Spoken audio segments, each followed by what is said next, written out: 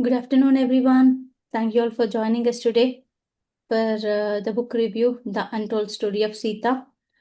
Today, we would be shifting to part two of this book, which takes us to new learnings.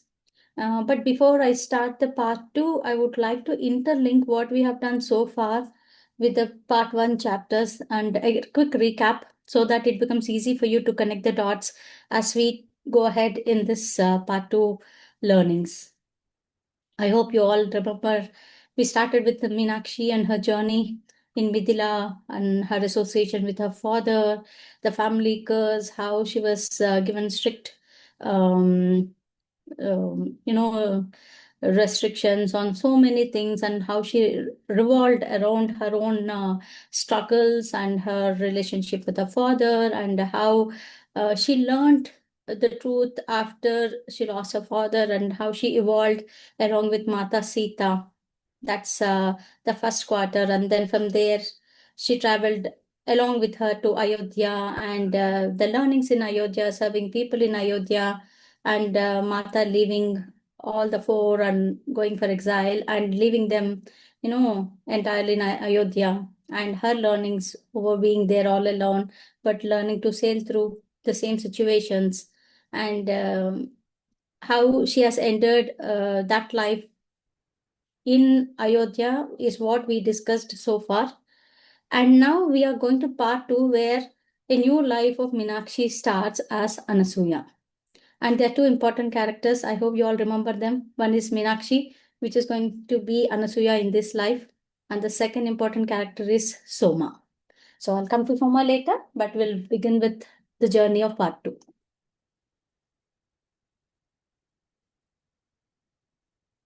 Okay, this is the last paragraph of the last chapter of part one, which is very profound. And this really interlinks the connection between what happened so far and what is going to happen ahead. And we can relate this to all of our lives. It is so true with each of us. So I would like to read this as this is the last paragraph of the last chapter in part one. One life falls away and leaves its imprint in the sand, giving rise to another life, taking along the memories, like memories which do not die, which are not washed away. They simply sink to the bottom of the mind's sea and rest there, unfolded in many layers of mental sediment until called forth to help the soul on its journey towards full awakening. So many of the times we get to hear in our multiple discussions, in all the sessions, that challenges keep arising. We don't know why they are happening. And as we keep on overcoming, we keep seeing more challenges. But this interlink between lives and what we receive now is nothing but, the sediments in our mind, which we carried from the previous past lives, and they remain till we awaken ourselves to help our soul in this journey. So this story is about Anasuya. She has taken birth in a Kshatriya family this time in Ayodhya, in the no last part of Treta Yuga. It's almost like the declining years of Treta Yuga. So if we remember Meenakshi, I want to get certain common comparisons between Meenakshi and Anasuya, especially two I'm going to talk about. Um, that one aspect which in chapter one, Meenakshi, though they belong to a Brahmin family, her father never mind doing any kind of work, because dignity of labor he feels everywhere. He doesn't mind how small or big a work is. He dedicatedly serves it for the sake of people in Midila and for Janak Baba. But she struggled deeply with her father's insistence that no work is beneath anyone. She resisted those learnings initially, she overcome them. And now in Anasuya's life, there was one incident in this chapter wherein the servants, they accidentally spill the food plate. It gets tripled and it gets filled on the floor. And Anasuya quickly comes and cleans it by herself. But whereas she belongs to a Kshatriya family now, and her father works in the highest authority in Ayodhya administration, he immediately stops her, saying that it's the job of servants, not yours. You know, things, circumstances, rules, regulations, uh, they keep us in bound with certain things. But what lessons we resist in one phase of a life, they often become natural tendencies in another life. That's what we see Anasuya now. So I want you all to reflect as coaches here. When we genuinely work on our patterns, our limiting beliefs, our own patterns, they don't merely change our thought process, they eventually change our behavior. So that's what I want you all to interlink with the story of Meenakshi and Anasuya, and how she has traveled through the times to evolve her soul in this life. Okay, so now let's talk more about Anasuya in this chapter, chapter 9. She's a young girl who is the youngest in the family. She has brothers, but she's the youngest who plays around and helps her mom in the household. She loves the things around. She loves the Sarayu River, and she always feels like the river is calling her. But because of the increased trade, and increased movement among people across the borders, they don't feel that safe anymore to leave the women or girls all alone. So always she's attended with someone whenever she wanted to attend a river, attend or go and see the Sarayu. She always used to feel like the river has a message for her. But since she's never left alone, that message she never received. So I want you all to understand one aspect here, that she really senses something. She feels that there is something, but she does not yet have the access to it. Okay. And one of the remarkable developments of this chapter is the establishment of Gurukul for girls. It was the real planning and dream of Mata Sita and Sri Ram to set up education first, especially for girls, which was resisted over years, and they finally were able to bring it up. For the first time, girls are encouraged not only to learn but also think and ask in Ayodhya. Yes, education does sometimes really something unexpected. It does not only provide answers, it also awakens our intuition and inquiry. The more Anasuya started learning, the more she started questioning.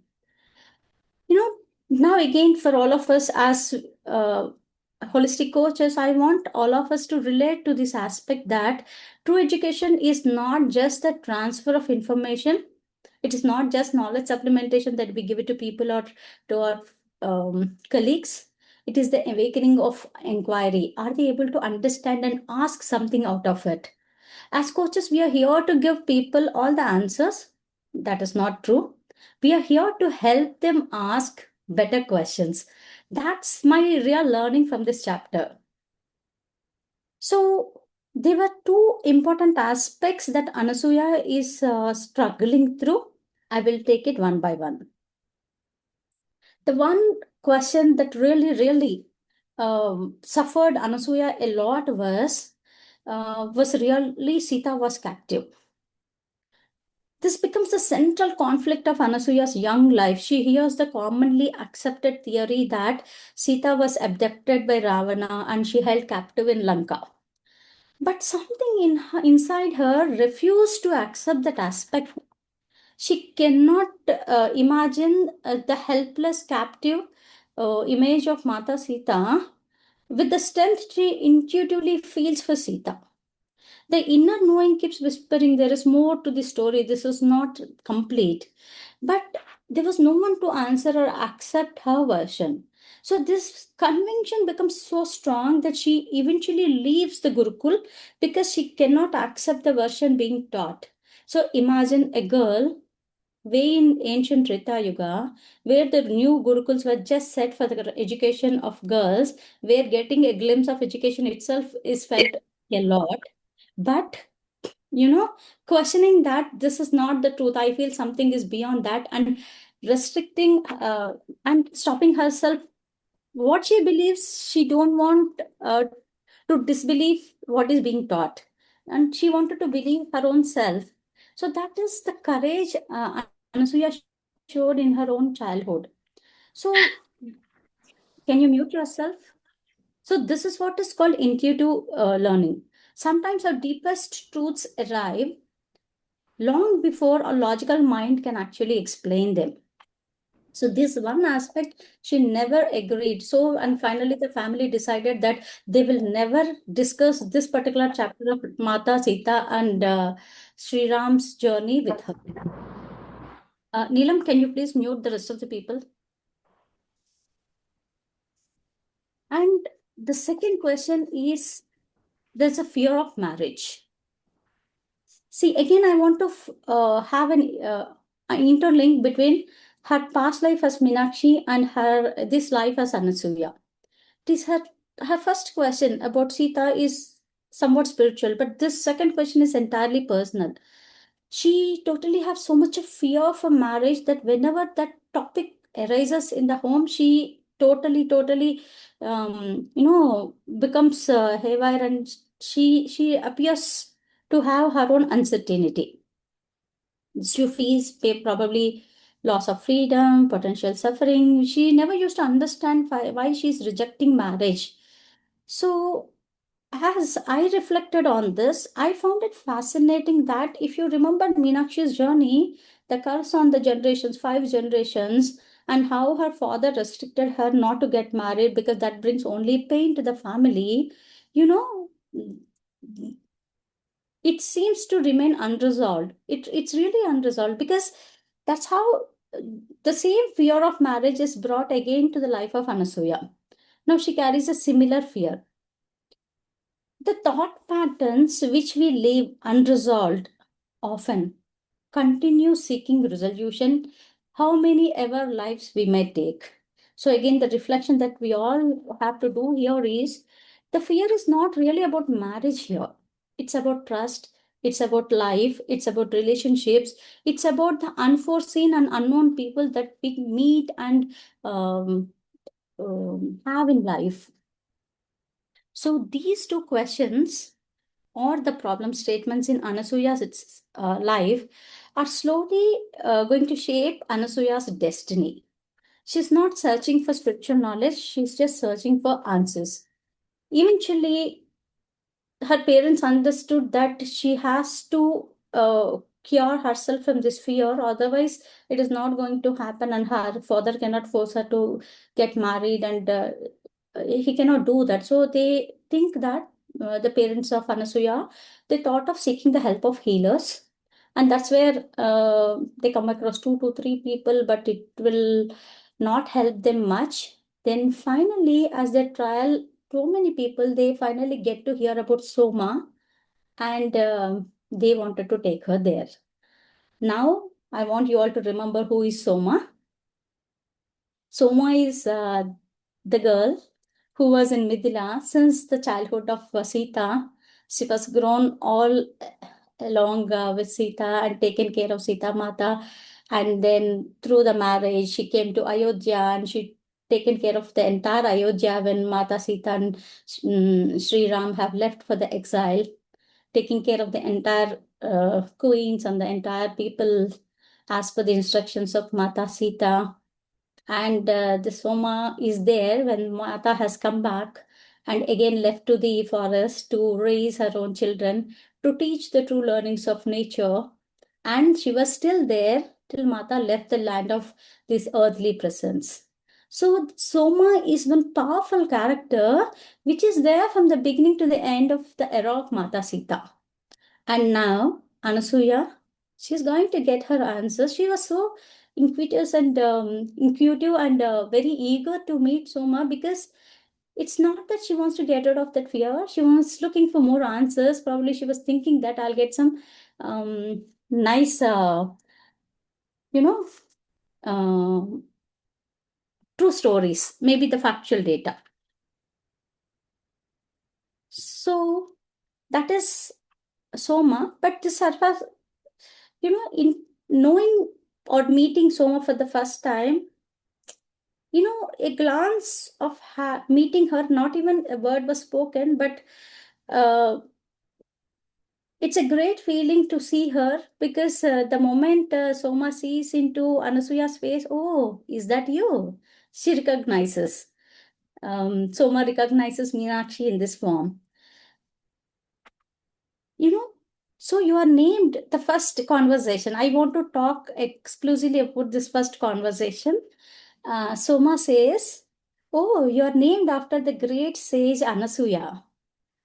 Mata loved her so much. She will be very pleased with this. Then immediately Anasuya's mother says, yeah, she's a great devoted wife. Oh, that's how you know Anasuya in Ayodhya? This is what Soma asked. Oh, this is how you know sage Anasuya in Ayodhya? She's beyond that. She's a great sage who walked this earth. Sage Anasuya is the heart of a mother and the wisdom of Jnani, knowledge. Her wisdom and love were perfectly balanced, which is why she was able to help Mata Sita prepare for what is going to happen in Lanka way later. So that's how Soma interlinks the sage Anasuya with the Anasuya sitting in front of her, giving us a glance of what has going to happen in the next chapters. So in the very early conversations, Soma asks Anasuya her first question: why do you think that captivity never happened? So Anasuya feels like it is impossible. Without Mata's will, without Sita's consent, how can anyone abduct her? And Soma answers, yes, you are right. Then comes one of the most transformative revelations in this book. And when I read for the first time, really goosebumps have come. It was Mata's will that had enabled Ravana to capture her. She knew that one of them had to enter the heart of Asura kingdom, and it had to be her. She accepted this responsibility. This changes the entire perspective of how we look at Mata Sita. Sita is no longer viewed as a victim of circumstances. She becomes a conscious participant of the larger purpose.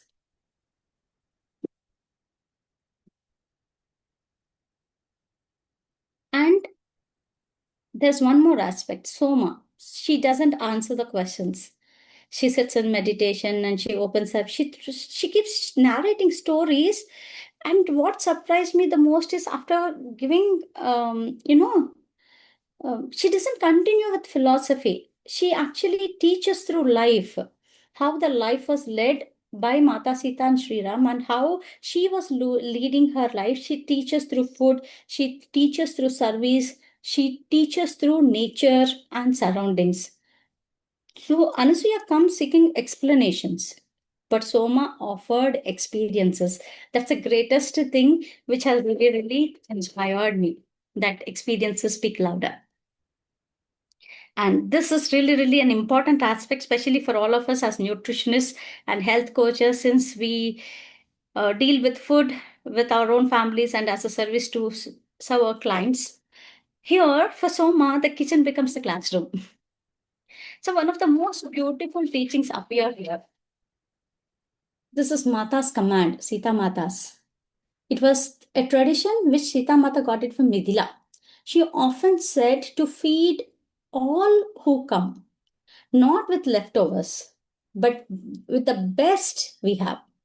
So we often see this traditional practices of whatever is left over, we will give it to people because we think that it is going to waste. Let's give it to someone, they will get the help out of it, which is such a wrong concept. So we have to serve food with what we have, the best share we have to give it to other. That's what is service. So in Mithila and also in Soma's house, the kitchen is always open. Travelers are welcome, strangers are fed. Soma says giving becomes a way of life.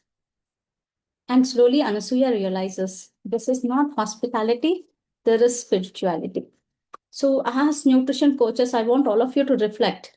Modern nutrition still speaks of calories. But here, the ancient wisdom you're forgetting is food is not about calories, it's about the nourishment, and how we offer that really, really matters. And the nature.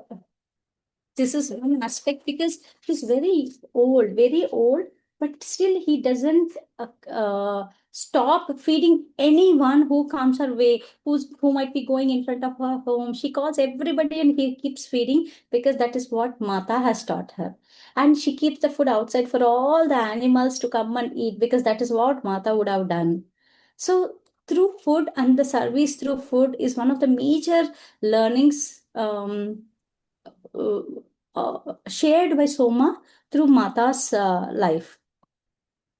And the second important lesson is nature. Um, Nature around. She starts with again the time where in Mithila, where Mata was not born yet, there were years of drought and feminine conditions. Scarcity was there. Mithila suffered a lot. Then there was one time Sita Mata asks when it is possible that our wishes and thoughts and words can be heard and change can be brought. Why the conditions remain unchanged for that long? So that's a deep reflection. And for that, the answer comes here. Nature is designed in such a way that there is enough for everyone. There is enough for everyone. That's why Sir always says there is abundance of everything. If no one takes more than their share. The problem is not scarcity, the problem is greed. What happens in one part of the world affects the rest of us without we knowing that. So here again, the context is with Ravana. Ravana's kingdom is presented as a perfect example of excessive accumulation. He started collecting taxes, resources, taking away every single damn thing from all the kingdoms. The surplus at one place is creating the scarcity at the other place, and nature is losing its balance. So this applies not only to resources. I want you all to apply this principle to our emotions, to the knowledge, to the love, to the responsibilities, to the energy. It has to keep on flowing. Everything must keep moving like a river and it should be flowing. If something is restricted, there is a block. When the flow stops, suffering begins. That's where diseases rise. And with the conversations in as it goes in chapter 10, this is where Anasuya finally begins receiving answers she came for, not completely, but a glance of it. Because Soma, um, she doesn't answer personal questions. Oh, you have come here, let me answer your question. It doesn't happen like that. She always shares her learnings through Mata's journey. What she has seen and learned and lived through Sita Mata, she keeps sharing those stories. So, one such story is about Sita Mata and Sri Ram. Um, uh, a few points that I would like to touch here. That it's all through her Mata's experiences. So, how Mata Sita and Sri Ram journeyed through the jungles. I really like that phrase, journeyed through the jungles. She could see the love deepening as the slightest wound to Sri Ram's body, even the slightest wound. Mata would cringe in pain, and the same for him if she is injured. See, imagine someone else is getting physically injured, but the other one is experiencing the pain. And this happened all the time because wherever the physical wounds might be, the suffering is with both of them because it's like one soul. So, Mata once told, also through the thoughts, it seems Soma told, Sita Mata used to tell that their thoughts, Rama's, Lakshmana's, and Sita's, their thoughts were connected like a race in a jewel, which could pass to one another. We don't need to talk. The thoughts would circulate and they transfer to one another's mind. The concept of separation, it never existed till the captivity. So slowly, Anasuya started understanding that a meaningful relationship is not sustained by attraction alone. It is sustained by shared values and shared purpose in life.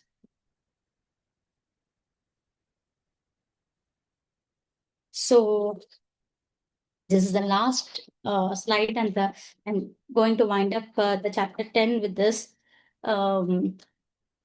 To her questions and her understanding. As Anasuya observes Soma, she slowly begins understanding Sita, not through stories, not through debates, but through lived wisdom. Sita begins seeing that women like, not Sita, Anasuya begins seeing women like Sita and Soma. It cannot be understood through events of their lives. You know, their strength lies in resilience, intuition, nourishment, service, conscious choice, and abilities to sustain life. So, Anasuya went to Soma seeking answers about Sita and her own fear of a marriage. But what she found was something much deeper. She discovered that wisdom is not information, wisdom is not nourishment, wisdom is not service. Wisdom is understanding the interconnectedness of all the life forces. The chapter begins with questions, it ends with understanding. It begins with fear, it ends with trust. It begins with seeking explanations, but it ends with experiencing wisdom. And perhaps that is the best gift these chapters offer us. The deepest truths of life are not taught, they're always lived. So, this is just two chapters, ninth and 10th, but the tale of stories of Mata Sita were to be heard through Soma for the next six chapters, that through Soma's lived experiences, how she has traveled further, and how Anasuya is going to adapt to all those things. That will be more in the upcoming chapters. So, thank you for listening to me. Always a pleasure to listen to you. Okay, guys, do we have some questions for ma'am?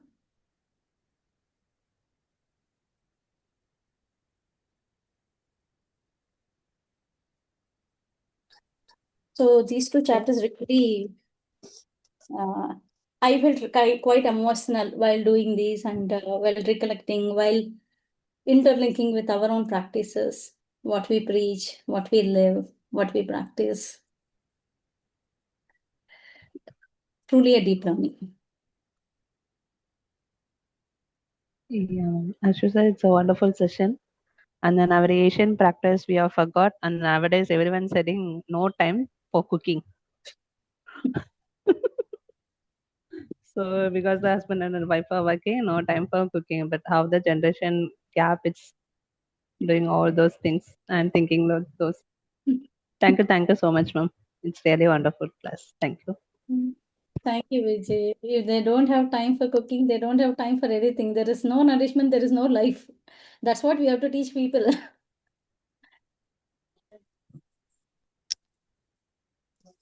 Nowadays everyone will be very busy, but for what they are busy, they are also don't know.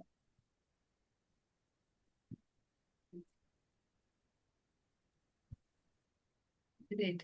Anybody else wants to share? Good afternoon, ma'am. Ma'am, very beautifully explained, ma'am. All those pictures which you put, and while you are explaining, and I was imagining all the things, and the sentence which really, even I was surprised that Sita ma want to enter the heart of Asura, and the Ravana never captured Sita ma. Like really, I have known now, ma'am. It's really amazing, ma'am, and the charity also we want to give the best one which we have. I really inspired. Thank you, ma'am. There's more going to unfold, Malti. Like, yeah. Because this was, I never understood why this has never come out, why this was not ever stated to people openly. There might be a bigger reason for that, but we are glad we got to know. Yeah, she is Ma Lakshmi, equal to Vishnu. Who can stop her? who can captivate any goddess. It is her. Yeah, ma'am. Thank you. We have to thank sir for getting this book introduced to all of us. Thank you, sir. Thank you, sir.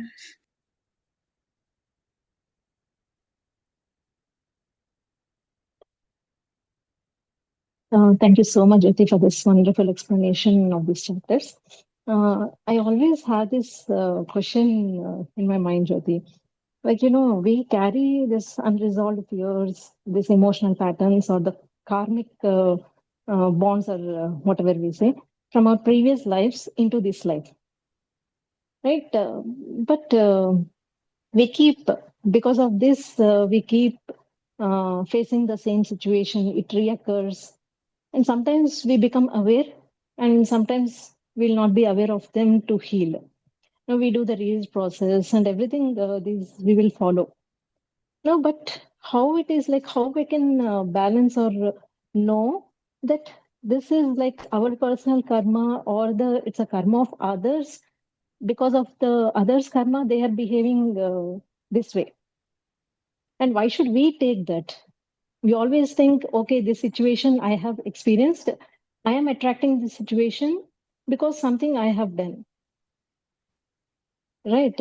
So always we think that, okay, this situation, why I have faced this, because I attracted this. So we try to release it and we try to follow the tools and all. But why should we always think in that? This thing always becomes a sometimes a guilt feeling in me. Okay, is it like I am attracting all these things? Why is it not thought like it is the karma of others? Because of their karma, they are behaving in this way, and we are facing that. We are looking that.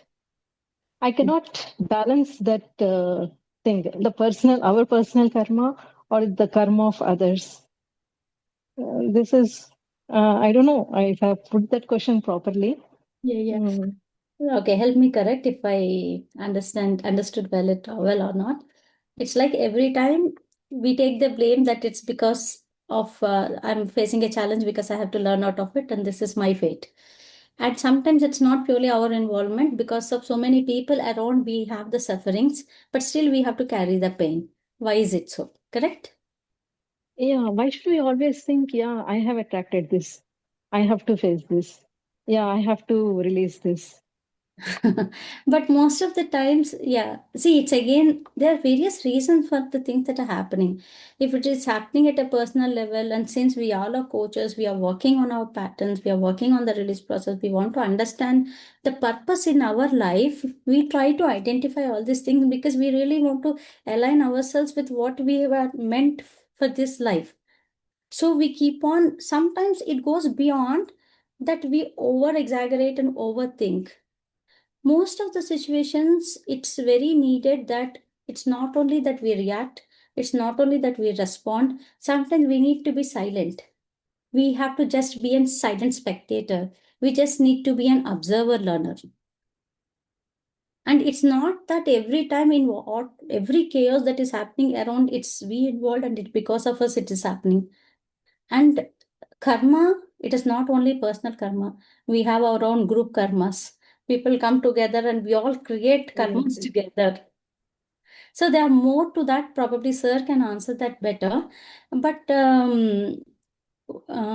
what I would say is, let's not think about like I have carried all these things, patterns because of my fate.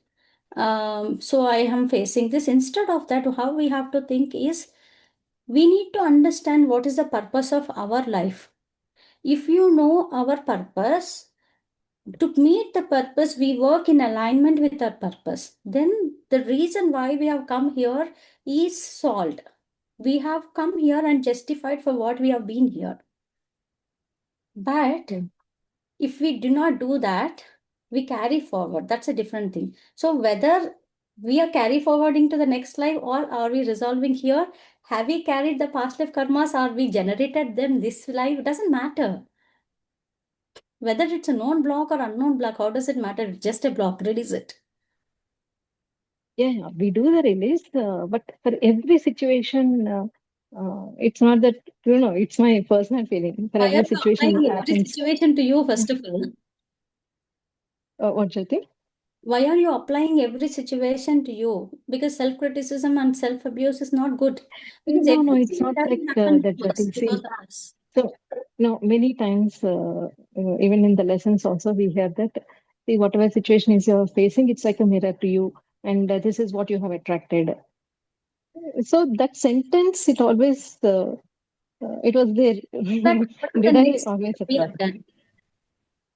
Okay, that is true. It's a reflection, law of reflection, and what others behave is so our own personal reflection. So after knowing this, what is the next step? Do That's we what we are doing, the release release? process. We Not say, I'm not release. carrying. It's not only release. Since you have We reached, accept the situation. no, of course, since you have accepted, you're discussing. It's if you have a certain reflection of others and you think that's your reflection, but which is not acceptable, we need to sit and identify where in my life have I reflected this way. It's not simply general release process. You have to sit and identify. You will get the reflections when we close our eyes and sit and jot down a journal. When in my entire life I did this to similar pattern to someone, we will get multiple examples. Write down them, then seek forgiveness, extend your apologies, then release. Only release process will not work. That self-reflection needs to happen. Yes, Shruti. I do that. I do the practice of that. But this question always, it used to linger in my mind. You can take it ahead. I have said what I understood. Yeah. Kamala, let's drop this message in the group, okay? And let people answer. Sure, ma'am. Make sense? Yes. Let's restrict to this particular chapter for the time being. Okay? Yeah, Professor because can answer in then this, at that point of time. no, in this chapter only it has come like Yes, Soma will yes, be yes. carrying So her unresolved patterns and all. understood, So understood. There are two that it possibilities. reflected my Either, thing. come, hold. There are two possibilities. One, that you might have carried it forward, or it might be a learning for the next life to come up. Okay. So just drop this message in a group because it is a very interesting discussion. I would love to hear from everybody their thoughts. Thank you. Okay. Sorry for taking time. No, Kamlam. It was a Yeah. brilliant question. I want more discussion on this. Yeah, sure. So Thank I you. want to keep it open for everybody to share their thoughts. Sir, are you there, sir? Yes. We need your insight, sir, About on what Kamlam has asked. what did she ask? Kamlam, go ahead. Sir, in this, it is said that the unresolved patterns, fears, and all, it is carried into our present life. So, and for everything, we feel that it is my karma, whatever situation or the challenge or the hardship we are facing, we say that, okay, I have attracted this, and this I have to resolve it. And sometimes it creates a feeling of guilt or the self-blame. Every time it is like, okay, is this what I have attracted or is this my karma? So I just wanted to understand it is like the balance between like personal karma or like others' karma. See, we are seeing that the person behaving in such a way, maybe because of their karma also. So why should I always think that, okay, I have attracted his behavior in this way? So that part I always just have a doubt there. How to take it? That's all. If we are carrying the unresolved patterns from past life, so how would we know to resolve it? We do it, all these transformational tools, we accept the things and we forgive, we do the journaling, emotional journaling, releasing everything. But that small thing of that imbalance always used to be there when it comes in. We always say, okay, it is a mirror of ourselves. We are attracting the situation. We are Hmm. creating this. Hmm. Okay. Hello, are you a Brahmin? Yes, sir. How does it? Yeah, it does. Because what happens is whether you accept it or not. So the fact that you're born in India and that too a particular community where a certain practices they are like taught from childhood, or instead of saying taught, I would say conditioned. Okay. Okay, sir. So we naturally get inclined towards right and wrong, right? Yes, sir. Even Yes, sir. if you want to do a particular puja without achamana, without madi, or without doing your morning ablutions and all these things, people they don't start, right? Yes, sir. So if people are more orthodox, they get this, what do you say, strong cage of good and bad. They don't see that there is a beautiful area between black and white, which is rainbow of all colors. I wouldn't say gray, right? Yes, From sir. black to white to gray and all the colors in the rainbow. But unfortunately, we look life as a binary system. Okay, why I'm giving this context, we'll come to know shortly. Binary in the sense good or bad. Now, why is this important? Your question is quite simple. A certain person has come into my life, or a particular situation that I'm encountering, which ideally I'm not supposed to. If I encountered this, is it because that I did something wrong in my previous life? That so your present life is not able to accept that you did something very terrible in your previous lives or one of your previous lives, that you are able to attract this particular situation or condition into your life. Because the moment you come to know the universal fact that whatever I am experiencing, this is my total creation. Okay. This is where people get confused. Okay. Hinduism abused it, Christianity is abused it to the next level, right? So, how? Because in olden days, I mean, like if you look into Garuda Purana, the people suffering with this leprosy and TB, especially leprosy, people used to leave them outside the village or outside the living, uh, what do you say, community. So they have to tend to themselves and they have to suffer with that disease and die. You know why people contract leprosy in the first place, right?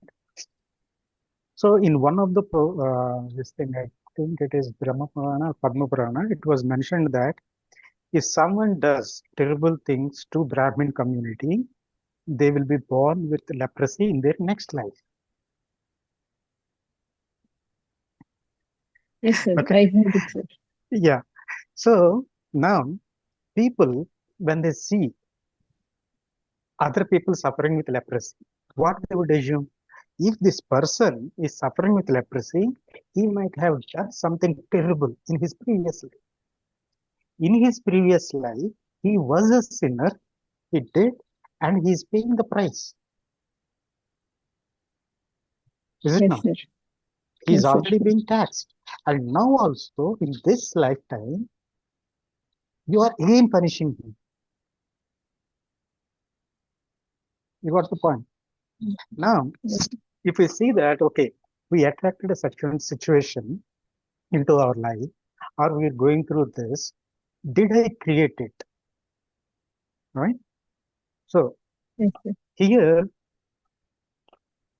if you look at all your past lives, it is not like one or hundred or thousand, it is millions, millions of lifetimes. But you cannot carry all your past karma and bring them as prarabdha karma or sanchita karma in this life and experience all of them in this life. Okay. For that, you need to have good karma in your account to balance it. And that is purely your choice. It is not the gods are cursing. It is not Chitragupta who is counting, right? The Chitragupta is also you. The Yamadharmaraja is also you, right? Because you feel that remorse, that regret when you leave the body. Why did I do this? You suffer in such a way as if like you are thrown into boiling oil. That's your self-suffering. It's not a physical thing. You're getting it. And Yes, sir. now, once your soul goes through, okay, I did terrible things. I killed so many people. I did this, like mayhem, created this mayhem, killed so many people. And you feel so bad. And this time, you want to come clean and want to redeem yourself of those things. Right? So now, when you come to this life, it is exactly your bidding, right? Your decision that you choose. These are the exact people who are going to come into my life, right? This is what I'm supposed to experience, and this is for my growth. Say, for example, if I give 1,000 rupees to someone, right? And 1,000 rupees to A, 1,000 rupees to B. Got it? And Yes. A, having served its purpose and solved his problem, and finally, after 1 year, he returned me back my money. Okay, that is done. Fair enough. B, I gave 1,000 rupees to this man, and he stopped talking to me and doesn't have any plans to return my money. So, how do I see this condition? We are indebted. Yes, probably I'm indebted to him in some of Yes. my past life. It's gone. If it is Yeah. supposed to come, it will definitely come, Yes. which was proved in first case. You are not complaining about that. Okay. Did you ever cry, God, why did you make me born into such a exalted caste system and caste hierarchy? Why did you give me all the money? Did you ever Yeah. complain? Mm. Mm. Why are you giving me roof? Why can't I live in forests or villages where I don't have money and need to work in my fields? Did you ever pray for that? No, sir. No. So you don't have any problem with all the blessings that you have, but anything that is challenging enough, that is required for your growth, you are complaining. And that too, which is getting hurt? Is your physical body is getting hurt? No, it is your ego body. It is your pain body. Right? The ego is so strong. I need to be perfect in everything that I do. That good girl syndrome. Because now circling back to your first thing. Okay, in the morning also somebody asked a similar question. Who is that? Vijay, I suppose. Yeah. If someone speaks on my back, right? What's wrong if someone speaks wrong your back? We don't care. It's not about like caring. I mean, Yes. being indifferent is different, Mm. right? Or being ignorant or like brushing it off or totally, what do you say, uh, callous about that is like having a thick skin. No, I'm not talking about that. Give them the freedom for people around you to be what they are. They have every right. There is a wonderful English saying. It says like, I may not be agreeing with you, but I'll defend your right to say it with my death. Okay? People can call It's you by anything. Voltaire, sir. Voltaire. Yeah. Voltaire. Yeah. I looked it up the last time you said it. I really love that phrase, and so when I looked it up, it's by Voltaire. Yeah. Okay. So I'll defend your right to say to my death. That means everybody has got their own expression. Got it? So if we are thinking that this particular situation, am I a sinner? Who is not a sinner? Okay. So you need to define sin there. When, like, I have been reading different versions from different Puranas and how Ahalya is being portrayed. Okay. Each and every story is like totally different, right? And in this Sita, that is exactly how I visualized. Right? That is one version. And did they actually have physical encounter, both of them? That is another version. But what I would like to learn at this time, see, the kind of world I am experiencing, I would like to see a world in my own eyes, right? I would like to create my own world. I am creating my own world right now, and you are creating your own. There are no parallel lives, means like we are all living in parallel lives. At some points of the time, we come across and we cross over and get in touch and have that interaction and we leave. Got it? That is called parallel Yes, sir. lives. It is not like somewhere in the space out there, there is another planet, another earth, and all these things. It is not the point. But if something is hurting you, that means like you don't want to accept the fact that am I that bad a person to create or to experience this particular pain in my life? Okay. To be brutally Okay. honest, okay, it is your ego that is making you think like that. Just let it go. Understand that it is Yes, all sir. Leela, it is all play. Okay. It is all process of learning. Yes. Yeah. Thank you. Yes, sir. The one thing I got it is like many times I felt like, yeah, I want to be that perfection in many things. So that was Yeah, I know possible, another which person in this class I right now understood, sir. who wanted to be the perfectionist. From your points, I have noticed that in me, sir. Hmm. Sure, sir. I will work on it. Thank you, sir.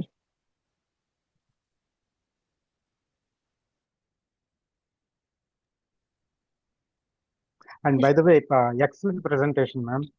Like this is like a stepping stone. Like entering of Anasuya. And the question that Soma asks, right? Oh, is this how Anasuya?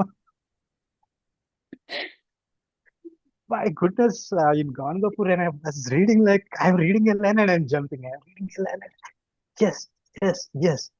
Okay, because that is the truth. Probably I would like to witness and bring it into the society. Okay, okay. This is also a possibility. Why can't you be? Right? Why you need to be subdued and think like, okay, Pativrata, a great woman, and all these things. What is this nonsense? And especially Ansuya's story and the birth of Dattatreya. Like such a disgusting story, and I don't want it to accept that story. There must be another version, and which I found, and that too on Guru Purnima day, Dattatreya Jayanti. On that day, I read that story, and actually, I could speak to Ansuya Ma on that day. Yeah, blessed. So even I was really, I read everything from chapter 1 for the second time, and I was connecting the dots. The first time when I read, I just read it like a story. I was just crossing pages. Nothing registered here, I felt. But this time, every damn thing is making an imprint in my mind that I started thinking, I started interlinking, I started applying. Hmm. Yeah, it is impacted so many people. Swami also sent me this long message and says that, sir, what is this book? Hmm. Yeah, Soumya, I'll answer your question sometime, some other time because we're already 1 hour into this. Yeah, sure, sir. Yeah.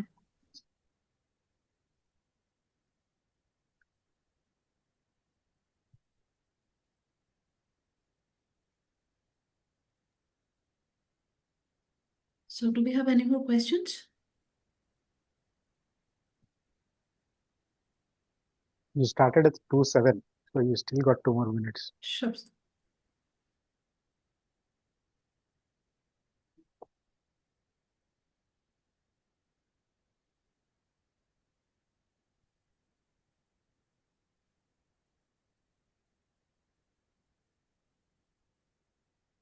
See, let me tell you one thing. Just give me a second.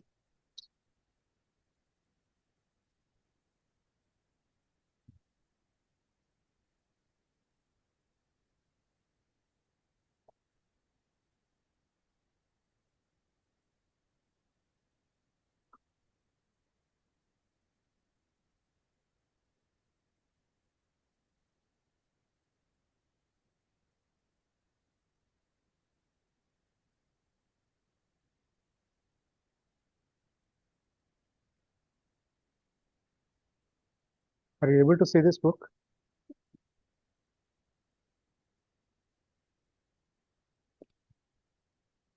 Sir, actually it is coming Rudra. in reverse. Like it's a mirror image, so the word is not clear. Rudra, ma'am. Rudra.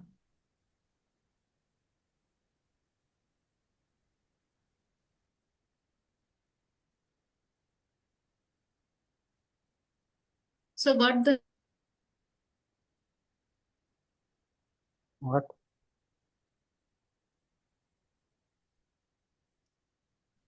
No?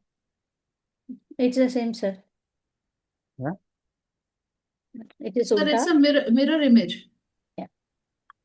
Okay. Fine. So, for this quantum lesson, the next lesson is about the dance, the dance of Shiva. So, a few days back, I went to again the bookstore and wanted to give a gift to someone because they asked me to come for their inauguration of their hospital or something. So, for them, I bought one book. For me, I bought 3 books. One of the books is about Rudra. The difference between this new age writers retelling about what do you say, uh, our mythology. Say, for example, if you look at Amish, okay, and the immortals of Milua, the Nagas or the Oath of Vaiputras, that is one series, okay, and the Hidden Hindu is another series, and Ashwin Sanghi is the Krishna's key, and all this, the Bhartvarsha is another series. Like that, there are so many new age writers who are revisiting old mythology and giving them in a new perspective. There is a series on Lord Narasimha and all. Okay, and even Amish wrote on Ramayana also 4 books. Uh, Here they get an inspiration. I mean, what if it could be like this, right? That's what uh, they have, this inspiration or intuition, and they're able to write it using their own imagination and probably the characters if they could have played like this. But the thing about Dana Miriam is she actually lived through all those lives. Got it? She is narrating her own personal experience. So you cannot say completely it is a total fiction. She lived in a life where that, I mean, like if you look into the life of Dana Miriam, current life, and what she does and what she did, okay, and all these things, you'll come to know the authenticity with which. And did I tell you that my mother-in-law actually is one of the helpers in Janak Maharaj court? No, sir. Not before. Okay, and Ashtavakra used to be the teacher for Janak Baba, and when she has come to this court, Janak Baba's court, and looking at his crooked structure because 8 deformities in his body, And my mother-in-law actually laughs at him, just like Draupadi laughing at.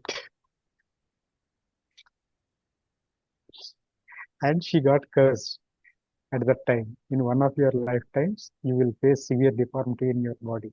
So now her knees and back, no matter what, no doctor can identify what her problem is, and no amount of treatment can be applied or are able to solve.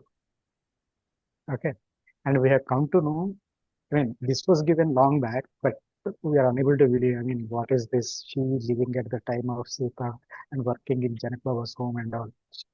Yeah, in fact, I do also have lifetimes in those era, but they are quite, yeah, dangerous and very dark.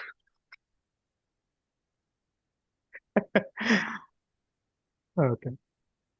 Yeah, this is the difference between Dan and Miriam's this thing. And see, if someone's this thing is coming, I mean, book is coming or their story is coming from their own experience, it makes a lot of difference compared to the fiction. Okay, say for example, Hidden Hindu is an extraordinary book. Okay, I don't know if people, if you don't read it, it is unputdownable. Once you start, you cannot keep it down. I read all three volumes one by one, one by one. Third one is a little bit late. I was actually looking every day going into Amazon when it's going to get released. And finally pre-booked it, and finally when I got it, okay, completed. Yeah, done. And that's wonderful writing. Fiction, but everything is coming from. Say, for example, let me give you that what is Indra's weapon? Vajrayudha, right? Vajrayudha. And how Vajrayudha is made? From the Rishi sage Dadiji. Dadiji bones. Dadiji's spine. Okay. Now, why only spine? It has the strength of a diamond, which is, he has a bone. No, it is not about Dadiji, it is not about spine. But Indra, what if he is the god of all Indriyas, senses? And all of it is being controlled through your spine. Okay. So, the sensual things and all these things are controlled by Indra, and that is why he needs the spine of one of the prominent sages who mastered the art of this flow of energy through spine, through all the chakras. Okay, but the way, I mean, like in those days, the Puranas were explained, don't take literal meaning of it. Right? There is lot and lots of science. Okay, and the other day I was reading about this Mahishasuramartani. Okay, Devi series. I mean, like Anand Neelakantan started this Devi series. The first one is Mahishasura. Second one is Raktabija. Raktabijasura is like one demon god, when one demon, where if he was killed and the blood spills on the soil, another one pops up. And that is the reason for goddess to take the form of Kalika Devi. Okay. So that will be the next book. And when I was reading Mahishasura, I mean, like, oh my goodness. So this is a fiction, but it gives you a different perspective. That is called lateral thinking. Okay. But the moment you stick to this tubular vision, okay, Ramayana means only this version. Why only this version? Right? In Paul Pierce's book, guys, am I boring you? In Paul Pierce's book, he mentions about crows. All it requires is one white crow to disprove that all crows are black. What exactly is the meaning of that? Don't be deterministic. Don't be hard on yourself. Don't go with hard and fast rules.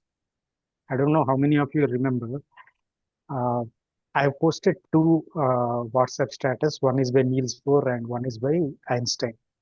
Einstein says, like, the reality is an illusion, although a consistent and convincing one, persistent one. And second thing, Niels Bohr says that whatever you call reality is made of things that are not real.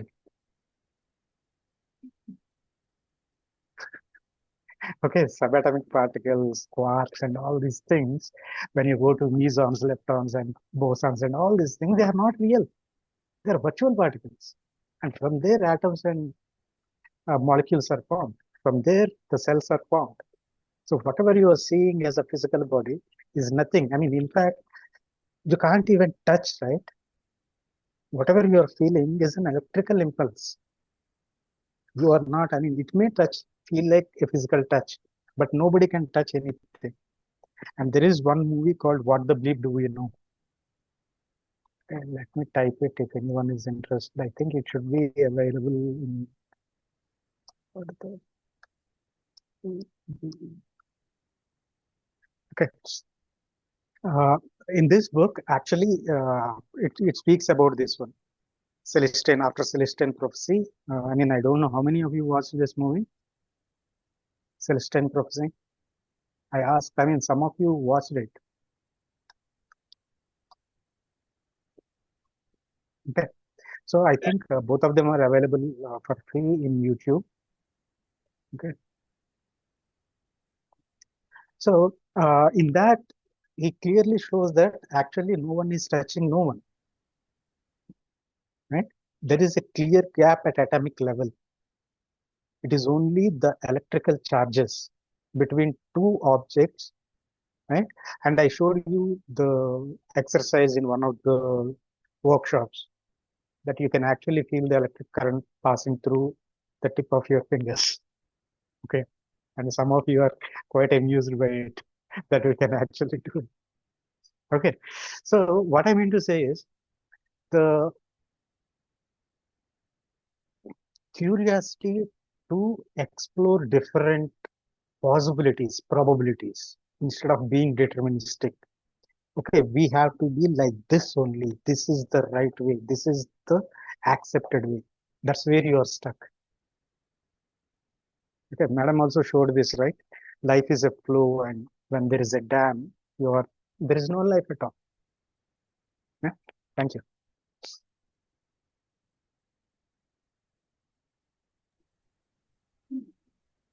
That's my extra 10 minutes, Neelam, after 1 minute. And thank you, Neelam, for giving me these two chapters, the bridging chapters. I really enjoyed doing them. I really felt very emotional too. So happy to have that one. Okay, guys, catch you on next Tuesday, 2 p.m. with next two chapters. Who are doing them? Harsh. So Harsh. Okay. Okay. All right then. Okay. Thank you, Have a sir. great day, everyone. Bye bye. Thank you, sir. Bye, Thank you, everyone. sir. Thank you all.